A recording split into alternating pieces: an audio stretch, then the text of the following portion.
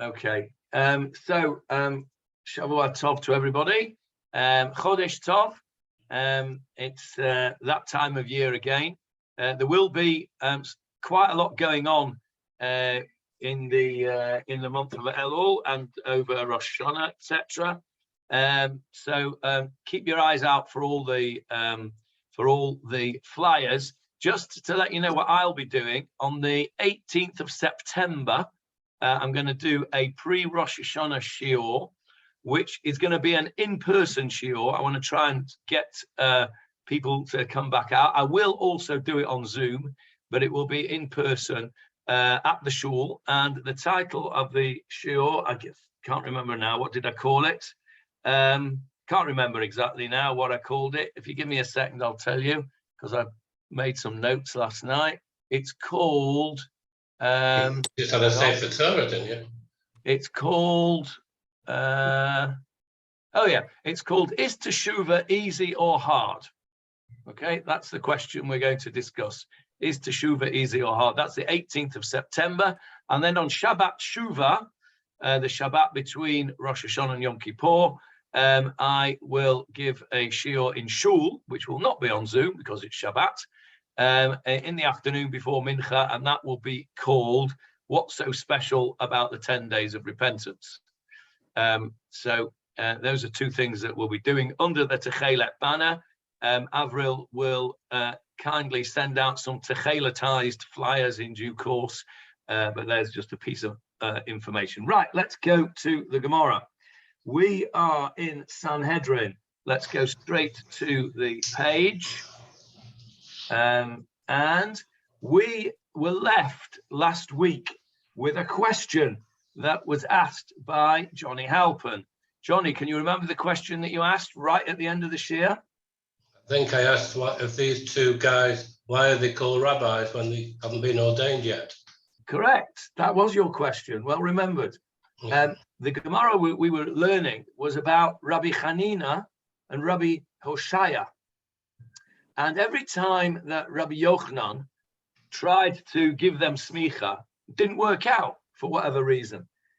Rashi says that he didn't have time or he couldn't find other people to be with him at the time. But either way, it didn't work out. And Rabbi Yochanan got a bit upset about this because he really wanted to give smicha to Rabbi Hanina and Rabbi Hoshaya. And what they said in the end was, don't worry about it, because over here, there we go. Rabbi Hanina, Rabbi Hoshaya have a kamistagid, Rabbi Baruch. He tried over and over again to try and give them smicha. Lo have a mistaya. He never made it. He was. Do you remember we said this? This was a Manchurian expression. He was proper upset about it. He was mitzta'er tuva. He was proper upset. Amrulei, they said to him, Rabbi Hanina and Rabbi Yoshia, don't worry, lo nitzta'er mar. The master should not be distressed. Da'anan midabeit Eli ka'atenan, because we come from the house of Eli. And I asked you to tell me why you thought that was relevant. And there were various different answers. And then I took you to the pasuk in Shmuel, where it said that because of Eli's failure to curb his children's excesses, he was given a curse. And the curse was that there would be no Zekanim. There would be no Zekanim in the house of Eli. Zekanim can mean two things. It can mean an old person, or it can mean an elder. And the elder, of course, is from the Shivim Zekanim, the 70 elders, the 70 people who got smicha from Moshe Rabbeinu, or with Moshe Rabbeinu via Hashem, and they were called elders. So the one of the explanations of that pasuk in Shmuel is that Eli's curse, Eli's punishment, was that there would never be anybody from his descendants who would grow old. And the other explanation was there would be never any of his descendants who would get smicha. So Rabbi Hanina and Rabbi Hoshaya said that must be why this hasn't worked out. Something to do with the fact that he didn't have time, or he didn't have his colleagues available. Kadosh Baruch Hu did it deliberately because we are descendants of Eli, and that means that we're not allowed to get smicha. And so that story was not, therefore, a useful story to tell us that we needed 3 judges for smicha, because that's where we started this whole discussion. We need 3 judges for smicha. And so the fact that Rabbi Yochanan could not get round to doing his giving smicha to these 2 people was initially thought that was because he couldn't find any colleagues to do it with him. He needed 3, and that's why he didn't do it. So that means it would be a proof that you needed 3 for smicha. Says the Gemara, no, you can't use that as a proof, because this was a special case. Kadosh Baruch Hu manipulated the scenario so that it would never happen, because they were part of the curse of Eli. So the Gemara then was not able to use this story as a proof for 3 judges needed for smicha. That's where we got to last time. And the answer, at that point, Johnny said, well, how come they're called Rabbi Hanina and Rabbi Hoshaya? Very good question. And in fact, if you look later on in the Gemara, they are not called Rabbi Hanina and Rabbi Hoshaya. They are called Rav Hanina and Rav Hoshaya. The difference being those people who got, inverted commas, proper smicha, i.e. in Eretz Yisrael, only people who got smicha in Eretz Yisrael were given the title Rabbi. We had a whole discussion last week about whether smicha could be given outside of Eretz Yisrael. As far as the Gemara was concerned, those sages who got their smicha outside of Eretz Yisrael in Bavel, they were called Rav so-and-so, as opposed to the ones who got smicha in Eretz Yisrael, and they were called Rabbi. So I had, at this point in my life, learned Gemara for over 50 years. I started learning Gemara when I was 10. I'm now 63, almost. So over 50 years I've been learning Gemara. And not only did I not know that fact that Rebbe and Rav were different titles, stupid me, I'd never even noticed that some were called Rabbi and some were called Rav. So just shows you how much attention I've been paying for the last 50 years. So the fact is that Rabbi is a title given to those that got smicha in Eretz Yisrael. Rav is a title to those that got smicha, or the equivalent thereof, outside of Eretz Yisrael. So your question's a very good question, Johnny. And in fact, the Gemara corrects itself later on and calls them Rav as opposed to Rabbi. We don't use that today, though. We call Rav Yuval, and Edo, Rav Edo, not Rabbi Edo or Rabbi No, Yuval. because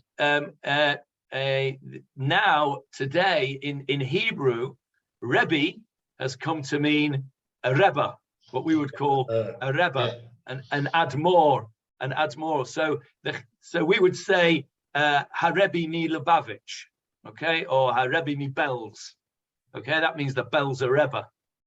The expression that is used, the translation, if you like, of rabbi in modern Hebrew is Rav. In English, it's rabbi. And so the title Rebbe now in modern Hebrew usually applies to a Hasidic Rebbe, what we would call a Rebbe. So the Belzer Rebbe, the Vishnitzer Rebbe, the Lubavitcher Rebbe, whatever brand of Chassidut takes your fancy. We always use the word Rov in where I came from to refer to the rabbi. You talked about the Rov. Yes, so the Rov is just the Ashkenaz pronunciation of Rav, because it's a Resh with a kamatz, okay, which in the olden days we used to say oh, yeah, Aleph kamatz oh, base kamatz ba. Veis Komot Vo. Yeah, remember that from Cheder? So we would call the Rav, or if you are Hasidish, you would call him the Ruv. The Ruv. Okay. We, in modern Hebrew pronunciation, the Sephardic pronunciation, called it the Rav. Okay, so Rav Yuval. So yes, you're right. When you were referring to the Rav back in the day, Julia, you were basically translating the English word rabbi back to its Hebrew of Rav. Okay, so some people refer to, well, some people refer to me as all sorts of things, but it's interesting because some people refer to me as Rav Lieberman, other people refer to me as Rabbi Lieberman. And what's interesting is that on the Sedra sheet, which I don't print, I just do the translation for Rav Yuval's Hebrew. If I write it, I write it, and if he writes it, I translate it. And you'll see in the English, it says the Dvar Torah is by Rav Yuval, translated by Rabbi Lieberman. Now, don't ask me why. You'll have to ask CL that question, why he makes that distinction. I have no idea. But there you go. So Rabbi, Rav are interchangeable in modern times. Rabbi or Rabbi and Rav were not interchangeable in times of the Gemarah. Rav was outside of Eretz Yisrael, and Rabbi was smicha inside Eretz Yisrael. Okay, so that's the answer to your question, Johnny. The answer to your question is you're quite right. They shouldn't have been called Rabbi officially, and that later on they're called Rav. Okay, right. That's where we got to last time, and we've answered Johnny's question. Now. When they were called, excuse me, when they were called Rav, because they got smicha outside of Eretz Yisrael. That's when they were called Rav, yes. So they had smicha then, these two. Yes, they did, but they just didn't get it off Rabbi Yochanan. Oh, okay. Remember, we spoke about last week about Rabbi, who was it that got smicha twice? Once from Rabbi Akiva when he was young, and then later on from Rabbi Yehuda ben Bava. I can't remember who it was. Rabbi Meir, that's right, it was Rabbi Meir. Rabbi Meir got his two smichas, one when he was young from Rabbi Akiva, and he didn't accept it. And then later on, when he was older, he got it again from Rabbi Yehuda ben Bava in our story where he sat between the mountains, between Usha and Shafaram. And that still happens today. There's, as we said before, there's different smichas. Lots of people have a few different smichas, so Rav Chanina and Rabbi Yoshaya had a smicha from Bavel. Rabbi Yochanan wanted to give them smicha himself, but never made it. So it would seem that the curse of Eli only applies to smicha in Eretz Yisrael. Okay, and we're going to carry on now. The Gemara carries on with a little bit more about the curse of Eli. So we'll carry on. The Amar Rabbi Shmuel bar Nachman, Amar Rabbi Yonatan. Rabbi Shmuel bar Nachman, in the name of Rabbi Yonatan, says, Minayin she'ein nismachin leveit Eli. From where do we know that? You can see that word nismachin, that's the nifal form, it's the passive form. From where do we know that there are no ordainees, no people who received smicha? It's the passive form. From the house of Eli. Shenema, he quotes our pasuk in Shmuel chapter 2, Lo yiyeh zaken bevetcha kol hayamim. And it says, there will not be a zaken in your house forever. Kol hayamim, forever. Asks the Gemara, Ma'ai zaken? What does it mean, the word zaken? Says the Gemara, it can't mean an old person, literally, zaken. Why not? The Gemara says, Ilema zaken mamash. If you're going to tell me that it means a real old person in age, I don't need you to tell me that from this pasuk. I've got another pasuk that tells me that already. V'hachtiv, it's already written, kol marbit betcha yamutu anashim. The pasuk, the next pasuk says, after this one, it says, all those who will be marbit, will be raised in your household, will die young men. Okay, so if you've got a pasuk that already tells you that they're going to die young, then the pasuk that tells you that there won't be any old people is superfluous. You only need one of those two psukim to tell you we don't learn the same thing from, I'm coming to you in a sec, Julia, I can see you're not happy. You only learn one thing from one pasuk. So we must have to learn something else. Says the Gemara, Ella, what does it mean? Zakein, it means the zakein in the term of elders as opposed to old person, meaning smicha. There won't be any people who get smicha. That is the deduction of the Gemara from this pasuk. It could mean an old person, mamash, a real old person, but there's another pasuk that we learn that from. So therefore, we must have to learn something else from this zakein, and that is the elders. So what upsets you about that, Julia? Well, it would be acceptable, except that the reference to elder is in Samuel 2:32, whereas and all those raised in your house shall die young men is actually afterwards. Right. So I understand that. So what you're saying is we ought to be learning something else from the second pasuk, except that there isn't anything we can learn from that because there isn't a dual meaning on that, whereas there is a dual meaning on the zakein. So if we just stopped at 32, we would be scratching our heads and saying, well, what does it mean? Does it mean old really, or does it mean elder?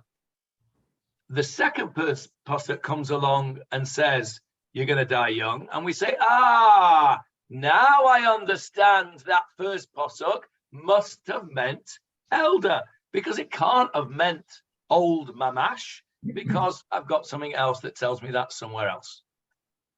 You're not impressed. You're smiling, but you're not really impressed. Anyway, that's how it works. Okay, we're left with a dilemma at the end of pasuk 32. The dilemma is resolved by 33, that comes along and says explicitly one thing, and therefore we can implicitly learn the other explanation from the first pasuk. Yes, David Marks, I can see you're unmuted. You're going to say something interesting? No, you're muted again. No, Julia's question is asked in the Steinsaltz Gemarah. Sorry, in the Art Scroll Gemarah. So okay. Julia is in good company. And what does the Art Scroll say as an answer? Your answer, which is Rashi's answer. Oh, okay. So I'm in good company as well then. Correct. Okay. Just before we move on to the next thing, look at the word zakein, since we're looking at that word in detail. It means an old person, zakein. It also means an elder. We've said that. Change the seirei, the two dots under the kuf, for a kamatz, and you get the word zakan. Okay, what's a zakan? Yes, Marcel, unmute yourself and tell us. You're muted, Marcel. Okay, Marcel was going like this. A zakan is a beard. Okay, now, why? Well, obvious, isn't it? Why is zakan a beard? The root is the same root as old, an old person, because as you get old, you get a beard. And when you are an elder, and you're a big ruv, right? And you're an elder, then you have a big beard, don't you? Right? And so the word for beard is intimately connected with both meanings of this word zakein, both an elder and an old person. And of course, it fits in with the story that we mentioned briefly last week, which we all know from the Haggadah. Rebbe Elazar ben Azariah, who said, Harei ani ke ven shivim shana. I am like a man of 70 years old. And of course, it wasn't just that his hair went white overnight. It meant that his beard grew long and white and straggly and holy looking by overnight. So if you want to be an elder, then you have to, if you want to be a zaken, then you have to have a zakan. Okay. And that's why another interesting situation here, our rabbis all have a zakan, right? Okay, forget those modern clean shaven fellows. In days gone by, all our rabbis had a zakan. Okay, agreed? Or at least the vast majority of them. Now, what do we call the equivalent of a rabbi in the church? Reverend. Okay, and what do we call it in Hebrew or in Yiddish? Comma. What would you refer him to as the local what? Galach. Vicar. Galach. A galach. What? Yeah. Galach. You'd call him a galach, wouldn't you? Yeah, priest. Okay. Now, what's the root of the word galach? The galeach, to shave. Yeah, lehit galeach, to shave. Lehit galeach means to shave. So when you refer to the vicar or the priest as a galach, you are referring to him as a shaven one. And the reason for that is that apart from in the the Russian Orthodox and the Greek Orthodox, who do have big long frummy beards, the Church of England ministers, to whom we would be referring as galochim in the plural, they are shaved, they're clean shaven, and the monks in fact used to shave a thing in their head, didn't they? Like, Friar Tuck in Robin Hood, he had a hole in his head. Tonsure. Tonsure. Is that what it's called? Yeah. Okay, how do you spell that? C-O-N? T-O-N. Oh, T, okay. And what's the root of that? Okay, we'll have to find that out. Anyway, so a galach is a shaven rabbi, effectively. And so that's why the rabbis in a certain group of people refer to clean-shaven rabbis from the modern Orthodox world as galochim, because it's a disparaging term because they don't have beards and they don't behave like they have beards according to that particular. Is it not to do about not shaving around the four corners of your beard? That they grew beards. Well, that's the reason. That's the reason that they had beards in the first place, because you're absolutely right. You're not allowed to shave the payot, the payers. Payot means the corners, right? The word payah means a corner. Okay, so where do we use that word payah, meaning literally corner? In the fields with the roof. Correct. The mitzvah of payah is the mitzvah to leave the corner of the field unharvested for the poor to take. That's the mitzvah of payah. Payah means a corner. So the Torah tells us that we're not allowed to shave the corners of our beard. Now, the problem is, what's the corner of your beard? Where is the corner of your beard? Well, I was always taught that, you weren't allowed to go below the little tragus bit of your ear here, that bit. If you went, I remember being at Jewish Day School in Prestwich, anybody that had their hair cut above there was called the shaigat, because he shaved his payers off. So that's what I was told as a kid. But in fact, there's a big machlokas amongst the poskim as to what the corners of your beard means. Where are the corners of your beard? Maybe this is the corner of your beard here, corner of the mandible. Maybe it's the top end of the mandible where it goes into your jaw socket. Who knows what the Torah meant by the corners of your beard? So if you're really from and you don't want to be any risk of transgressing the mitzvah of not shaving the corner of your beard, there's only one solution. Don't shave any of it. And that gives you a beard. Okay. And that is the origin of the custom not to shave one's beard. It all comes down from the Torah not being exact in the written Torah, and then the oral Torah has a whole discussion about what it means, the payot, the corners of your beard, and so we don't know, so we don't shave any of it. Now, I remember as a kid going to the barbers. Johnny and Marcel will know Bernie's, which I went to for 50 years until they closed down. And they would use a electric razor on the from guys, and they would use a regular sort of blade razor to shave them on the non-Jewish or non-from guys, because you got a better closer shave, but you weren't allowed to do that. There's a whole heta, and it's a bit of a b'di'eved heta for using an electric razor, an old-fashioned shave with shaving foam and a blade. You won't find any from people using that at all anywhere on the face. Why? Because the Torah says you should not shave the corners of your beard. Shaving means using an open blade. That's what the poskim say. So because we don't know where the corners of our beard are, I mean, there was no. When I was a kid and we went to the barbers, the weird thing is, my father, Zichrono Livracha, who was not the most educated person, and I mean, he was a religious person, but he wasn't the most, the most observant person in the whole world. Chas v'chalila, if ever anybody came to him with an open blade, he would run a mile. He'd have run out of the shop.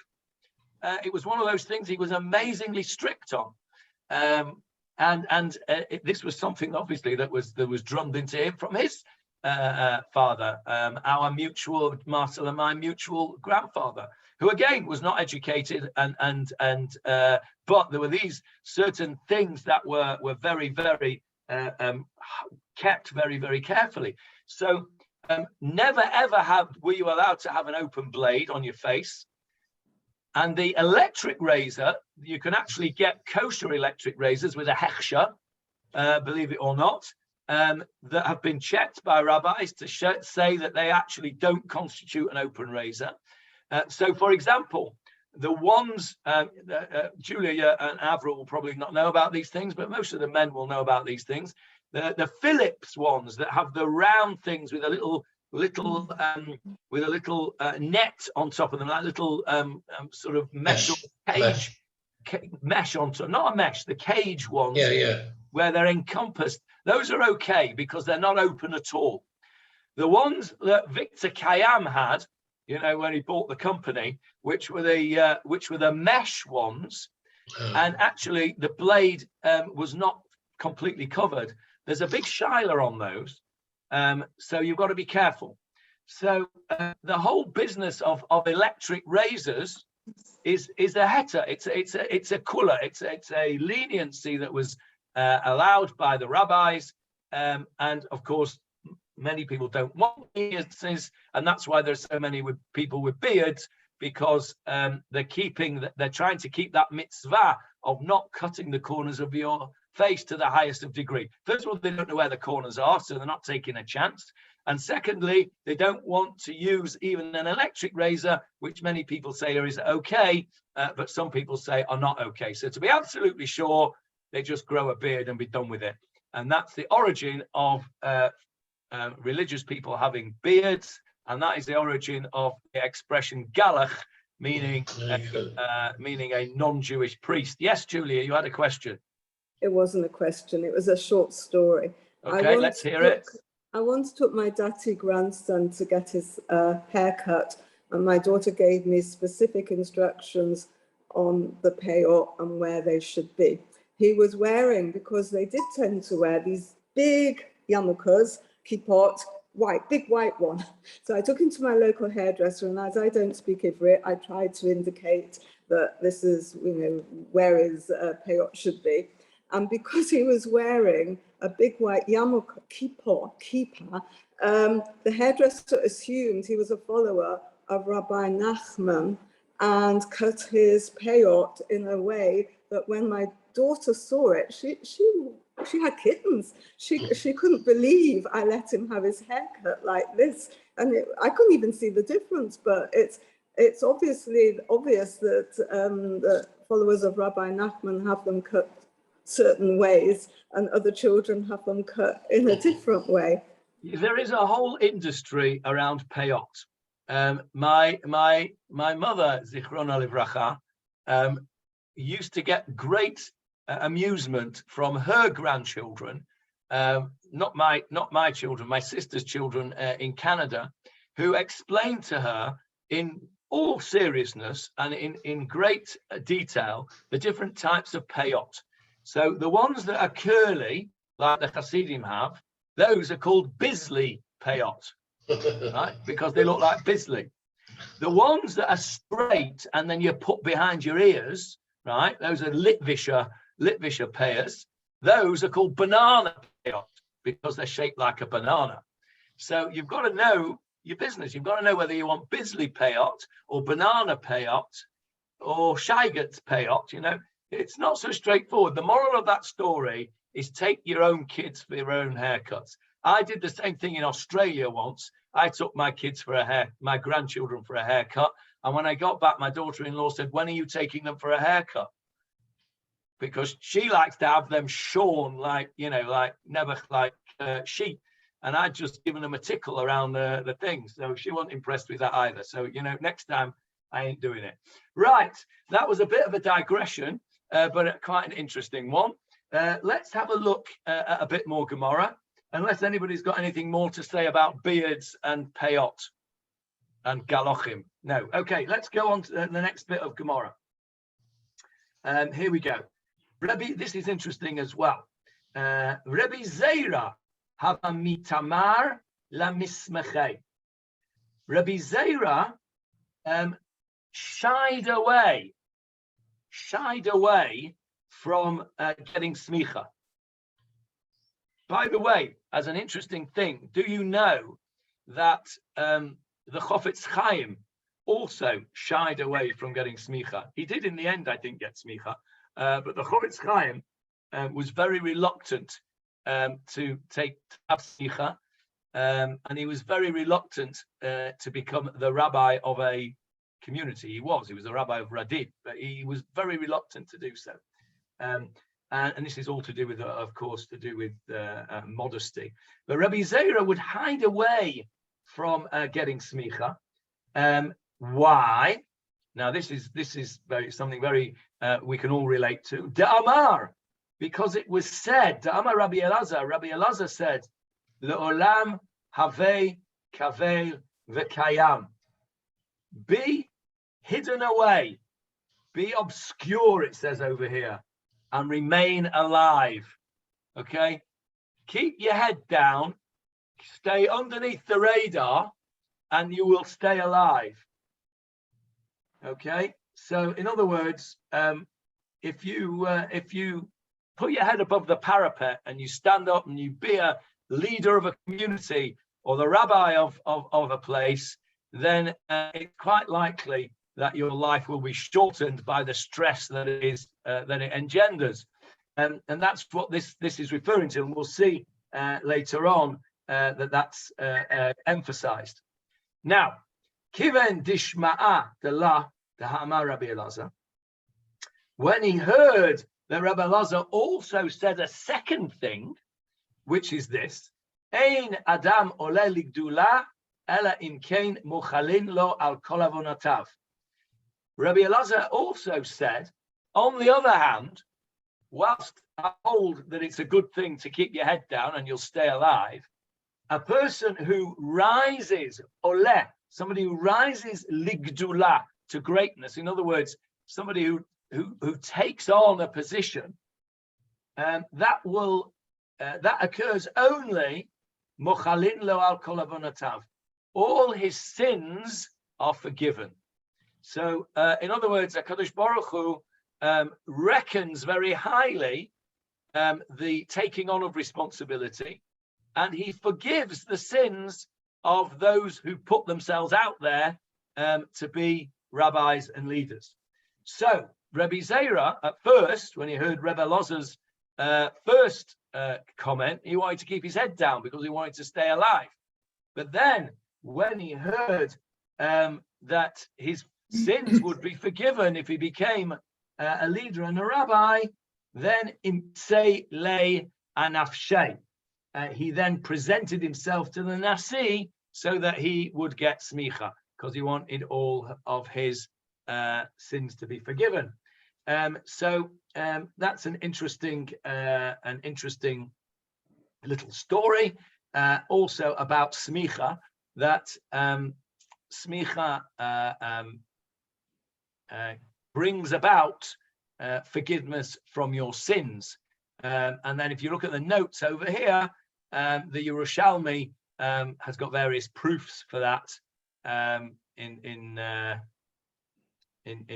Gemarah Yerushalmi. Interesting, they use the same terminology today. When an ambassador comes to a country, they present themselves to the Nasi to be ordained. Yes, the same words exactly. Yes, they present themselves. They present their credentials. That's right. Yeah, to the right. president, the Nasi. Yeah. Something else that I wanted to mention about that. Sorry.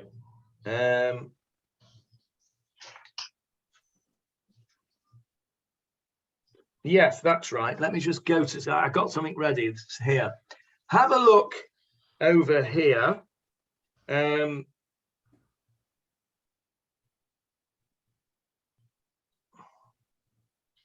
Here, there's a Mishnah in Pirkei Avot. Let me share the screen with you. I need to stop that share and start a new one. There's a Mishnah in Pirkei Avot, chapter 1, Mishnah 10. Shmaya va'avtalion kiblu mehen. Shmaya and Avtalion received the oral tradition from the previous group of people. This is the chain of transmission from Moshe to Yehoshua, to the elders, and to the various different chachamim. Shmaya Omer, Shmaya used to say, Ehov et hamlacha, you should be a person who loves to work, usna et harabanut. That doesn't mean that you should hate rabbis, okay? Usna, from the word saneh, to hate. It means that you should hate the concept of you becoming a rabbi. Okay, you should, in other words, avoid becoming a rabbi. Va'al titvada l'rashut, and do not try to, this is a good translation, do not attempt to draw near to the ruling authority. So he translates usna et harabanut, to hate acting the superior. But actually it says usna et harabanut. Shmaya recommends avoiding becoming a rabbi and avoiding drawing near to leadership. He says, just get on with your work. Ehov et hamlacha, love work. Don't try and become a rabbi. You should hate becoming a rabbi, and don't try and be a leader. That is his. That was his recipe, if you like, for a good life. Okay, and then there's a Gemara in Psachim, Gemarah Psachim 87b. Rabbi Yochanan, the same Rabbi Yochanan that we are discussing now. Look what he says. Amar Rabbi Yochanan, so says Rabbi Yochanan, Oy la rabbanut. Oy, woe. Oy means woe. Oy vey. Woe. Okay. Oy la rabbanut. Woe to the rabbanut. Again, Sefaria translates, this is the same translation, by the way, as the Avot. So he's translating Rabbanut here as authority, but it says Rabbanut. Oy la la Rabbanut, shemekaberet et ba'aleha. Woe to the rabbinate which buries its adherents. The Rabbanut buries its holders. Woe to authority, or to the Rabbanut, which shortens the life and buries its holders. So if you become a rabbi and you become a rabbi, of authority, then your life is likely to be shortened, and eventually it'll do you in. That's what Rabbi Yochanan is saying in Gemarah Psachim. Ein chadash tachat hashemesh. There's nothing new under the sun. She'ein lach kol navi v'navi shelo kipeach arba malachim b'yamav shenema. Okay, and then he brings a proof. He says it's evident from the fact that you don't have any prophet who did not outlast 4 kings in his lifetime, as the king's positions of authority caused them to die young. Okay, so that's a slightly different explanation. But so there you've got Mishnah Avot and the Gemara of Psachim, which prove that the holder of a title of authority, whether it be Rabbanut or a leader of a people, president, prime minister, whatever it is, it's a tough gig, and it's likely to shorten your life. And I know how they feel. So there we go. Let's go back to our Gemara. Let's go back to our Gemara. To stop the share again now and reshare the Gemara.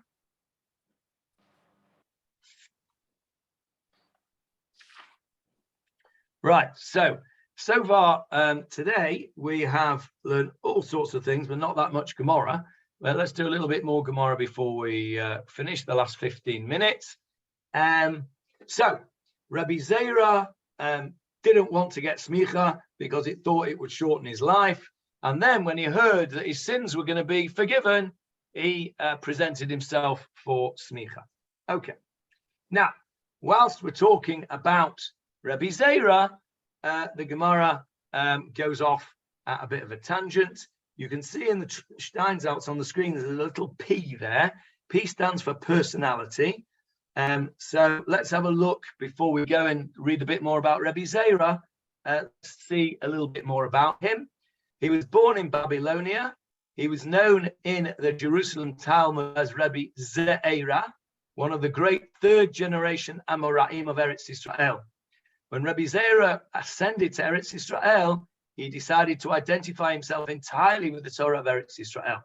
So what's interesting about Rabbi Zera is he started out in Chutz La'aretz, in Bavel, and then he made Aliyah, and he discarded all the knowledge and all the learning that he had done in Chutz La'aretz. The Gemara relates that he undertook 100 fasts in order to forget the Torah that he studied in Babylonia. How about that? He wants to forget everything he's learned. Rabbi Zera was renowned for his sharp intellect, and he authored many incisive halachot. He was also known as an extremely God-fearing man, as attested by several stories. Due to his modesty, he did not even want to be ordained with the title rabbi. As reported here, he relented only after being told that ordination atoned for one's sins. The Gemara relates that he undertook 100 additional fasts so that the fire of Gehenna would not harm him, and he would test himself by entering a fiery furnace. On one occasion, his legs were scorched, and from then on, he was called the little man with the scorched legs. Okay, he was one of the disciples of Rabbi Yochanan in Eretz Yisrael. And here's an interesting fact over here. Apparently, he was a flax merchant in Eretz Yisrael. And it is likely that for business reasons, he returned to Babylonia several times. So again, another example of rabbis having, inverted commas, proper jobs, as well as being rabbis here. So that's Rabbi Zera. Let's hear a little bit about him. Back to the Gemara. You're all interested in this little picture, aren't you? Well, we're going to come to that in a minute. Ki smachua l'Rabbi Zera, sharu le hachi. When he got his smicha, those that were present sang the following song or poem, read out the following poem to him. Lo kachal velo sarak velo pirkus v'ya'alat chen. This is a song which is traditionally sung to a bride at her wedding. Now, what is the one thing that you say to a bride at her wedding, even if it's not true? You look beautiful. You look beautiful. Okay, and so that's what this song says. Not that it says that it's not true. It says you look beautiful. Lo kachal. What word can you see in that word kachal here? Kachol for blue. Yes, kachol. Kachol v'lavan, Yeah. blue and white. Lo kachal. Without anything blue, apparently, eye makeup in those days was blue. Okay, blue. So lo kachal, even without blue eyeshadow, velo sarak. What's sarak? Sarak is something which is red. In the olden days, it used to be called rouge. I don't think it's called rouge anymore. I think that's a very old-fashioned word. Julia, what's it called today, please? That red stuff you put on your face? It's blusher. Blusher, that's it. Yeah, blusher. Okay, so without blue eyes and without rouge or blushed cheeks, velo pirkus, and without any hair dye. Pirkus, I don't know the origin of that word. It's not a Hebrew word, that's for sure. It sounds like some kind of Persian word, probably. Below pirkus, and without any hair dye, vaya'alat chen. And despite that, she radiates chen. That's what you sing to a kala at her wedding, that even without any blue eyeshadow, red cheeks, or hair dye, you are beautiful. That's what you sing to a kala on her wedding day.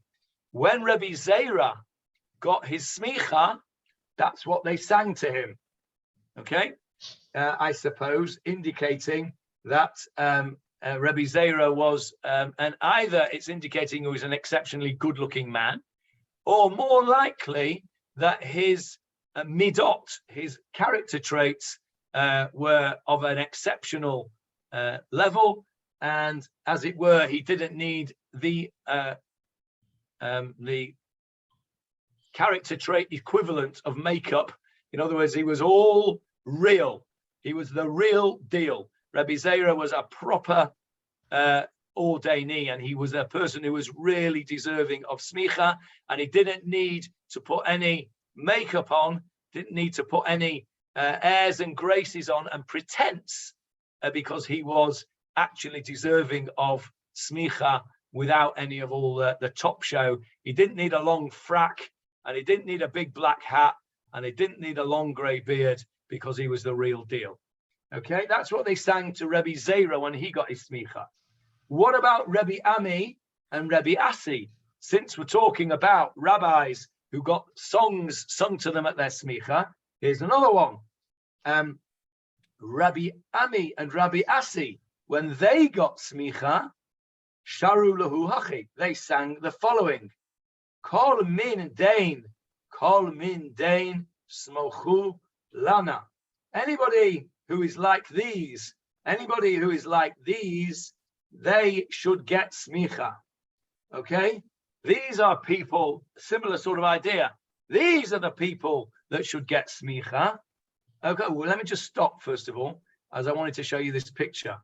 There is an old-fashioned eye makeup container. Apparently, that's what was used in the Talmudic era, says Rabbi Steinsaltz. Not much different to what you see today, is it? That thing that you put mascara on, you put it in the thingy, you twiddle it round, and then you pull it out and you swish it around your eyes. Am I right, Julia? Is that how you do it? Okay, so look, you can see the same thing here. It's got a bulbous bit at the end. This will have the blue the blue paint or whatever it is on it. You stick it in the hole, swish it round, pull it out. You've got some blue on it, and then you flick it on your eyes. So there really is nothing new under the sun. Max factor or whatever it is that you people do use today, this is where it all came from. This is the max factor of the Talmudic era. Why Rav Steinsaltz chose to give us that picture as opposed to anything else, I do not know, but it certainly brightens up the page. Right, so that was Rabbi Zera. Now, what's really interesting now is that Rabbi Ami and Rabbi Asi, they are referred to also as top-notch. And they say, anybody like this, we want them to be our rabbis. And then it tells you that the kind of rabbis they don't want, right? Lo tismachu lana, do not ordain for us. Lo mismarmitin, do not ordain for us anybody who comes from the smartitin. Now, this is an interesting word. Where have you heard that word before?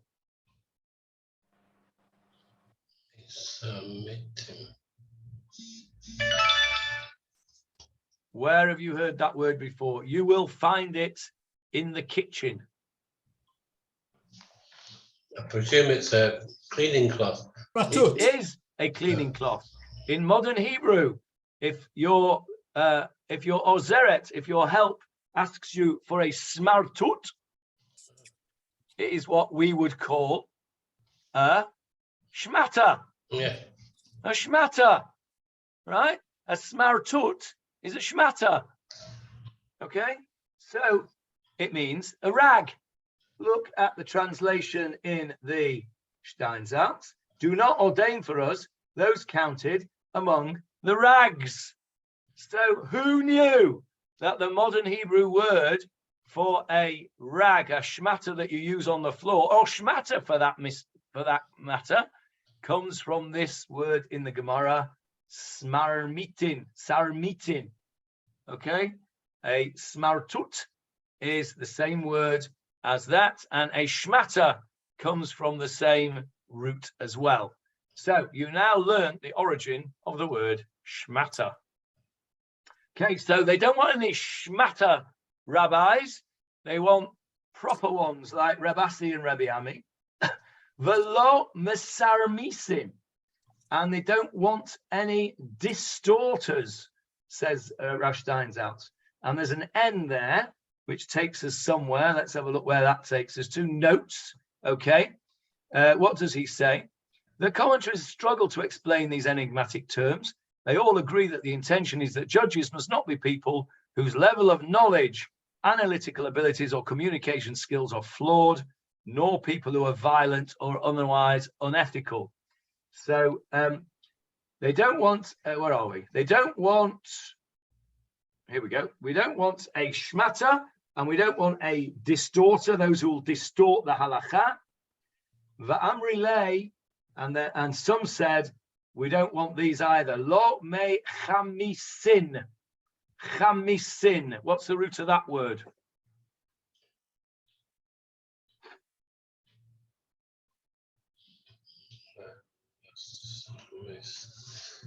What's the root of that word? Well, the may is from, so discard that. Chamisin. Which letters do you think are the root letters? There are three of them. Hamas. Hamas. Leon is right. Hamas, yeah. We don't want anybody from Hamas to be a rabbi. Now, where do we have that word Hamas in the Torah? A lot. I've seen it. Yeah. Where do we have that word Hamas in the Torah? Seen it a lot, but I can't remember. Where do we have it? More than once we have it. Okay, I will ask our Torah expert to help us out. David, are you with us? Yeah, to do with the Anshe Mabul. Correct. The story of the flood. It's going up on the screen for you now. It is in Bereshit chapter 6, right at the beginning of the parsha of Noach. Eile toldot Noach, these are the generations of Noach. That's the beginning of Parshat Noach. The third pasuk of Parshat Noach says, Vatishachet haaretz lifnei haElohim, and the earth became corrupt before Hashem. Vatimale haaretz chamas, and the earth became full of robbery. Chamas can mean either robbery or it means violence. Robbery, of course, is theft with violence. Am I right, Julia? The definition of robbery, there has to be some kind of force involved, otherwise it's theft, right? Yeah. So robbery means violence, it includes some kind of violence. The word Hamas means violence. Here, Rashi, if I'm not mistaken, I seem to recall Rashi has got something to say about Hamas. Here, let's have a look. Where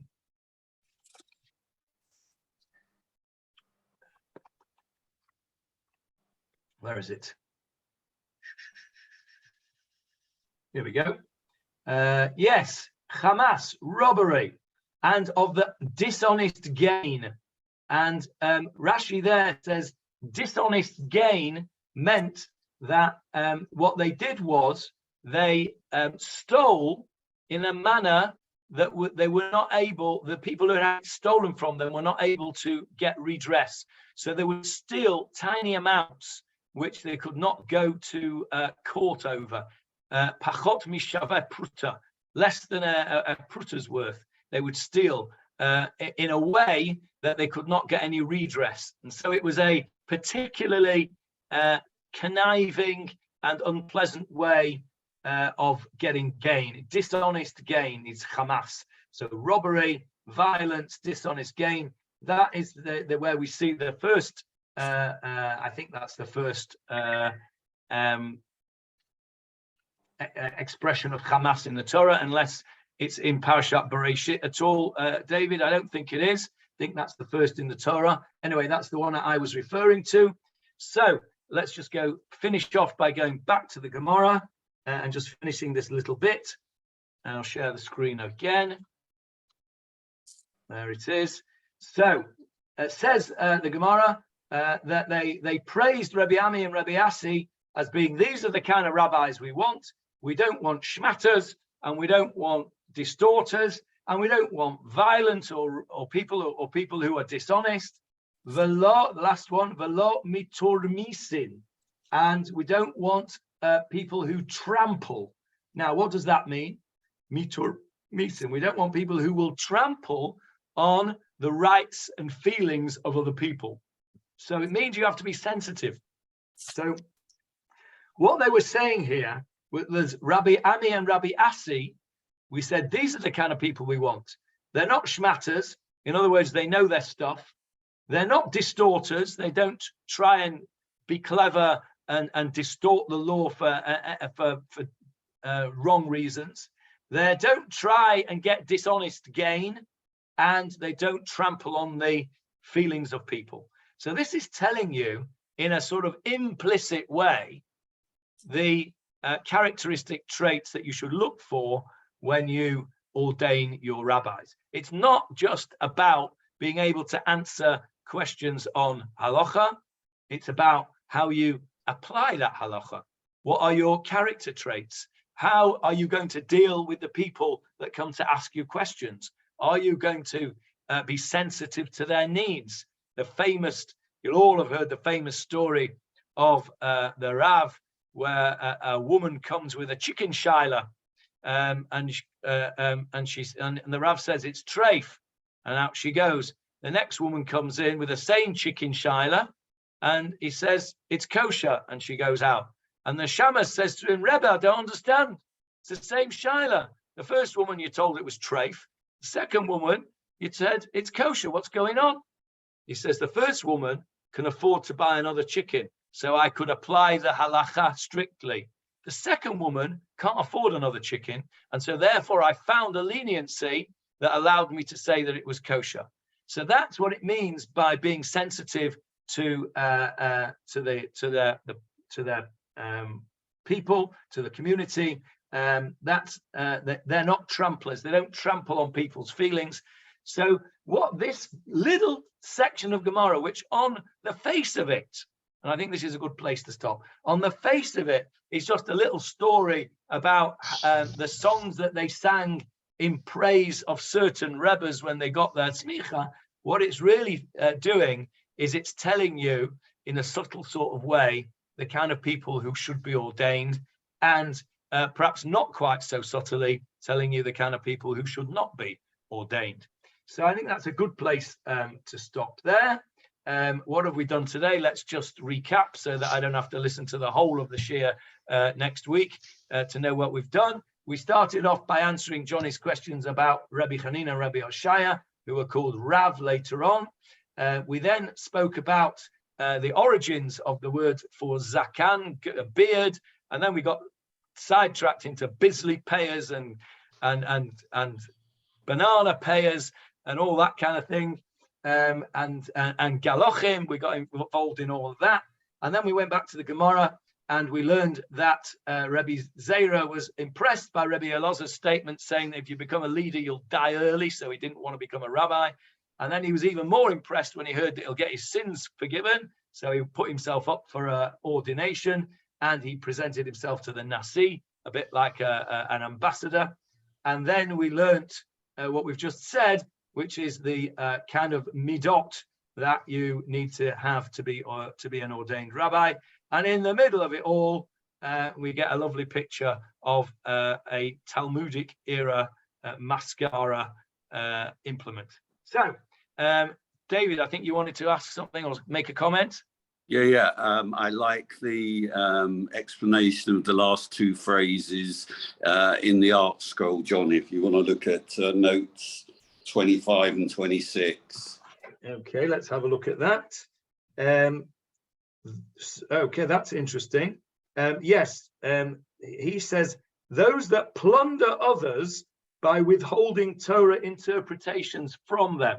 Well, that would fit very nicely with the chicken story that I've just told, doesn't it? Because had the Rav not used the leniency for the second lady who couldn't afford another chicken, he would have been guilty of withholding a Torah interpretation from her and causing her tzoros. So I think that fits in very nicely. And Aruch says that chamisim doesn't come from the word chamas, but comes from chumash, from the word for a fifth. It refers to Torah scholars who study only a fifth of each tractate. And the Maharsha notes that this was a major problem in his day as well, that there were certain rabbis who didn't learn what they should have learned, and tried to just get. When I was doing medical school, you could either go to Gray's Anatomy when you were learning anatomy and do it properly, or you could buy short notes on anatomy, or you could even buy even shorter notes on anatomy, cramming for the exam, and then forget it all the next day. And so I assume that this is what the Mahasha is referring to, those that just studied the stuff that you thought that was coming in the exam. So that's what it means by that. And number 26, Rashi writes that the meaning of lupines. Now that's something else, isn't it? No, that's another explanation of Tarmusin. Tarmusin are lupines. Okay. Yeah. Yad Ramah suggests that it refers to an embittered people who are as bitter as lupines. So you don't want a bitter mensch to be your rabbi. You don't want a bitter person to be your rabbi. This word miturmisin is apparently also means lupines, which are a type of bitter vegetable, apparently. There you go. A bitter legume it is, according to the art scroll. Thank you for that, David. Okay, well, that was an interesting bunch of information we managed to get through there. Didn't plan most of that, but there you go. That's the beauty of learning Gemarah. You go off in all sorts of tangents. Right. Any other questions or comments before we go? That's the beauty of learning it with you, Johnny. That's why we do it. That's why you get 30 people. Thank you, Johnny. But that's also why we're only on page 14b after nearly Yeah. 3 years. But Well, as I make no apologies for that, because as far as I'm concerned, it's quality, not quantity. absolutely. I guess Absolutely. we all vote with our feet, don't we? If you don't like it, you won't come. Simple as that. Right. I wish you a good week and a Shabbat Shalom in due Shabbat course. Shalom. Watch out for all the exciting events that are coming very soon your way. Bye. Thank you, Johnny. Thank you. Thank you you, very Johnny. much. Thanks.